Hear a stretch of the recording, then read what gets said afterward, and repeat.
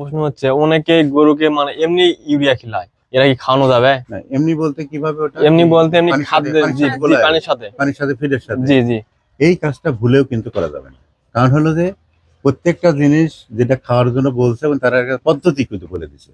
কারণ ইউরিয়া সারটা কিন্তু উদ্ভিদের খাদ্য, যেমন ধান, পাট, গম এদের। কিন্তু এটার মধ্যে প্রচুর পরিমাণে প্রোটিন রয়েছে, নাইট্রোজেন রয়েছে, যেটা প্রোটিনে কনভার্ট হয়। জি। এখন এই প্রোটিনটা আমরা খাওয়ানোর জন্য পদ্ধতি যেটা বলছে যে খড়ের সাথে মোলাসেস আকারে পানিতে গোলায়া খড়ের উপর ছিটাই দিয়ে খাওয়া যাবে। কিন্তু যখন ডাইরেক্ট যদি কেউ ফিডের মধ্যে দিয়ে বা পানির মধ্যে দিয়ে খাওয়ায়, তাহলে এটা কিন্তু তার জন্য চরম রিস্ক। এটা কিন্তু গরু মারা যাওয়ার সম্ভাবনাটা খুবই বেশি, কারণ টক্সিন হবে, এত পরিমাণ বিষক্রিয়া হবে, তার পেট ফেঁপে যাবে, মুখ দিয়ে লালা আসবে এবং একসময় দেখা যায় সহ্য করতে না পারে সে মারা যাবে।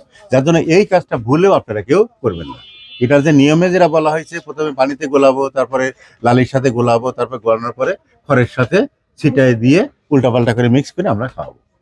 এর বাইরে কিন্তু ডাইরেক্টলি দেওয়া যাবে না।